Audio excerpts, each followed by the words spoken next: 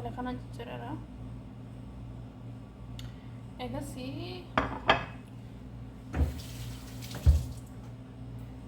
maal godhan isin fakkaate wanta itti danfisu asatti qopheeffadhee jira. Ibidira kaayee walitti deebina. Nyanu malenyo taana kara obara jira jedhamu maanan kanarra waa wali yaadachiisu barbaanna malumma maana waliif dhaamu yaalla arganne ergamaa jaala. Assalamu alaikum warahmatullahi wabarakatuh. Kabajamtoota jaalatamtoota hordoftoota miidiyaa hundumti keessan akkam jirta? Ana gara alhamdulillah galata rabbii akkam jirtu isin fayyaa keessanii jirtu jabaachuu warroonni miidiyaadhaaf haaraa taatan subscribe like share gochuu hin dagatina. Har'a maal dhugaa jirta maal qopheessitee fuuldura keenya keette maalidha jechuun keessanii oolu shaayiidha. Shaayii ananaas yookiin ammoo shaayii zanjabil jedhama. Kan irraan hojjedhe loomiidha, zanjabeela, ananaas boodara irraa hojjedhe jechuudha. Haala kanaan qopheeffadhe dhuguudhaaf maashaallah jira.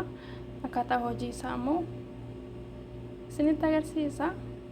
Na waliin tura isin jechuu barbaada. Like share subscribe gochuun jabeessaa na waliin turaan isin jara. Gara hojiitti shaayii kana hojjechuudhaaf wanti nu barbaachisu zanjabeela boca yookiin ammoo quncisee jira. Kana hunda fayyadamuu osoo hin taane takka qofaan fayyadama jechuudha. Naqessi baay'ee hojjechuun barbaadu waan ta'eef garuu daakeen fireejii kaawwan barbaaduuf hedduudha akka quncisee jiru jechuudha. Akkasuma loomii nu barbaachisti. Loomii lamaan qopheeffadhan jira. Akkasuma immoo ananaas boodariidha. Inni boodariinis hin ta'a. Akkasuma immoo fireeshiin illee jiraate rakkoo hin qabu. Inni hojjetan fireeshiin illee yoo barbaadan sukkaaratti dabalachuu ni dandeessu. Ani sukkaara baay'ee hin barbaadu. Yoo ammaa maal goona ni daanna jechuudha. Inni kun daakkamuu qaba.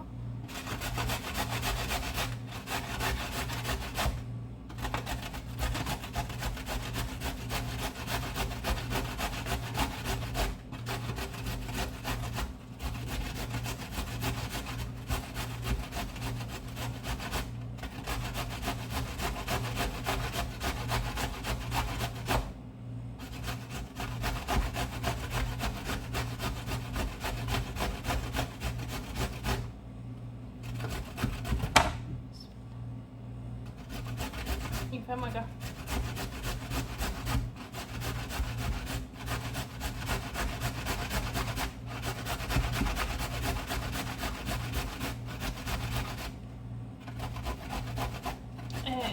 Yoo akkasitti akkam ballee baate ciccirtanii illee itti goortan rakkoota kan qabu. Garuu irra baay'eessa yoo kanatti daakkamedha. Ani irra baay'eessa kanatti daakka yeroo baay'ee jechuudha.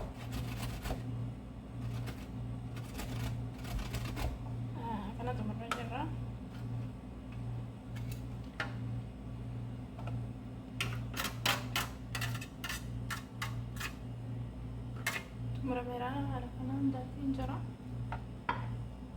Ni mul'ata dhanjaadha. Daakkee akkasitti dheera. Ammoo loomii yoo barbaadanii cuumsachuu dandeessu. Bishaan isaa of fudhachuu dandeessu. Anammoo hin cuumsu. Odoo inni gurguddaan jiraate irra baheessa. Anammoo hin cuumsu. Isa garaa isaa keessa jiru kana firii isaa keessaa baasee egasii hin jijjiiraa jechuudha. Dhiqeetina garaasii baasee firii giraasa keessa jiru qofaan baasa. Egasii akkanumatti jijjiiraa jechuudha. Xixiqqeessa jira hojjadhaani isin mul'isa boodarratti.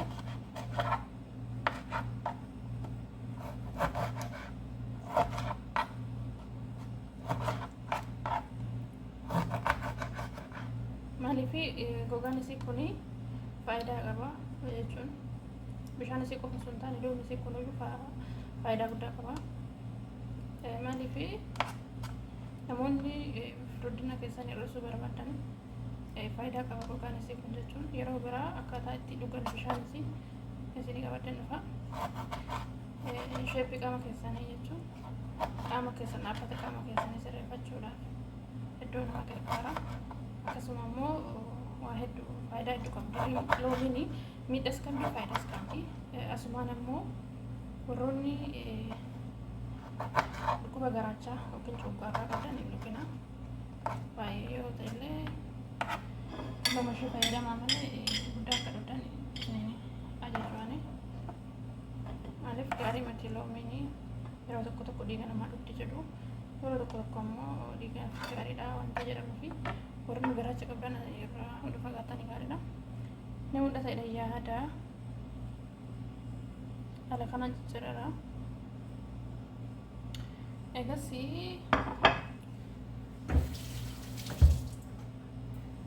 maal godhan isin fakkaate wanta adii danfisu asatti qopheeffadhee jira. Ibidira kaayee walitti deebina. Haala kanaan danfuutti jira. Zanjabeela kiyya kan daakkadhaleetti buusee jira. Akkasuma immoo loomiillee kan jijjiiradheetti naqadheen jira. Akkasuma ananaas boodirarraallee hamma na barbaachisu isin hamma isin barbaachisu ana waan xinnoo waan barbaadeefidha. Amma gaafan maatii hundaa hojjedhu immoo hanga naa miti jechuudha. Akkasitti itti buuseen jira. Amma wajji dafaa jira sadanuyyuu ananaas boodiraa akkasuma immoo loomii kiyya kan jijjiiradhee qopheeffadhee zanjabeela daakkame bakka tokkotti buusee jira. Haala kanaan dafaan jira.